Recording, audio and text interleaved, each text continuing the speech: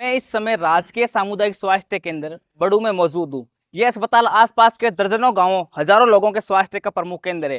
कागजों में यहाँ 24 घंटे सेवाएं उपलब्ध है, लेकिन जब हमने अस्पताल की व्यवस्था को करीब से देखा तो कई गंभीर समस्याएं सामने आई। सबसे पहले बात करें मरीजों की, तो यहाँ प्रतिदिन करीब 200 से 250 मरीज ओपीडी में इलाज के लिए पहुंचते हैं। इतनी बड़ी ओपीडी के बावजूद अस्पताल में विशेषज्ञ डॉक्टरों और तकनीकी कर्मचारियों की भारी कमी बनी हुई है। अस्पताल में कुल 30 बेड उपलब्ध है और सामान्य प्रसव की सुविधा भी संचालित है। हर महीने करीब 10 से 15 सामान्य प्रसव यहाँ होते हैं, लेकिन हैरानी की बात यह है कि यहाँ स्त्री रोग विशेषज्ञ उपलब्ध नहीं है। ऐसे में किसी भी जटिल प्रसव के दौरान मरीज को रेफर करना पड़ सकता है। अब इमरजेंसी सेवाओं की बात करें तो अस्पताल के पास 108 एम्बुलेंस उपलब्ध नहीं है। ये जो है ये चलने लायक नहीं है। 104 की सेवा उपलब्ध जरूर है, लेकिन उसके लिए ड्राइवर नहीं है। जरूरत पड़ने पर एम्बुलेंस परबसर, गछीपुरा और बागोट से मंगानी पड़ती है। गंभीर मरीजों को प्राथमिक उपचार के बाद परबसर रेफर किया जाता है। मेरे पीछे अस्पताल का ऑपरेशन थिएटर मौजूद है।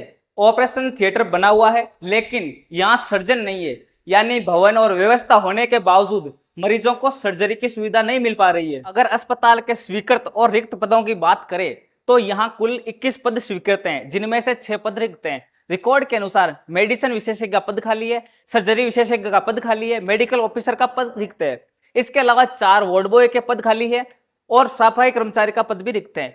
इससे अस्पताल की व्यवस्थाओं पर सीधा असर पड़ रहा है। स्वास्थ्य जांच सुविधाओं की स्थिति भी संतोषजनक नहीं कही जा सकती। अस्पताल में ईसीजी सेवा संचालित नहीं है, एक्सरे मशीन भी संचालित नहीं है, थायराइड जांच की सुविधा उपलब्ध नहीं है, सीटी स्कैन और एमआरआई जैसी महत्वपूर्ण जांचें सुविधा भी यहाँ नहीं है। हालांकि सामान्य ब्लड टेस्ट किए जाते हैं, लेकिन यहाँ केवल एक लैब टेक्नीशियन कार्यरत है, जबकि प्रतिदिन 200 से 250 मरीजों की ओपीडी के हिसाब से कम 5 लैब टेक्नीशियन होने चाहिए। दवा वितरण व्यवस्था की बात करें तो अस्पताल में 650 से अधिक प्रकार की दवाइयां उपलब्ध बताई जाती है, लेकिन कई जरूरी दवाइयां मरीजों को बाहर से खरीदनी पड़ती है। यहाँ सीनियर फार्मासिस्ट भी नहीं है, जिसके कारण दवाइयों का रखरखाव और स्टॉक प्रबंधन प्रभावित होता है। अस्पताल में बच्चों के विशेषज्ञ डॉक्टर नहीं है, फिजिशियन भी नहीं है। ऐसे में बच्चों और गंभीर मरीजों को बेहतर उपचार के लिए दूसरे अस्पतालों का रुख करना पड़ता है। अस्पताल में बायोकेमिस्ट्री मशीन उपलब्ध नहीं है, एक्सरे मशीन भी नहीं है। कई कर्मचारी डेपुटेशन पर काम कर रहे हैं। सब स्टोर में स्टॉक मेंटेन करने के लिए कंप्यूटर तक उपलब्ध नहीं है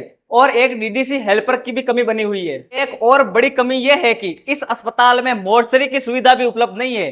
किसी अप्रिय घटना की स्थिति में परिजनों को अतिरिक्त परेशानियों का सामना करना पड़ता है। कुल मिलाकर इस अस्पताल में भवन है, 30 बेड है, ऑपरेशन थिएटर है, दवाइयां हैं, लेकिन विशेषज्ञ डॉक्टरों, तकनीकी कर्मचारियों और आधुनिक चिकित्सा सुविधा की कमी के कारण मरीजों को पूरी स्वास्थ्य सेवाएं नहीं मिल पा रही है। अब बड़ा सवाल यह है कि रोजाना 200 से 250 मरीजों का इलाज करने वाले इस अस्पताल में आखिर कब रिक्त पद भरे जाएंगे, कब जरूरी मशीनें उपलब्ध कराई जाएगी और कब क्षेत्र की जनता को बेहतर सुविधाएं मिल पाएगी।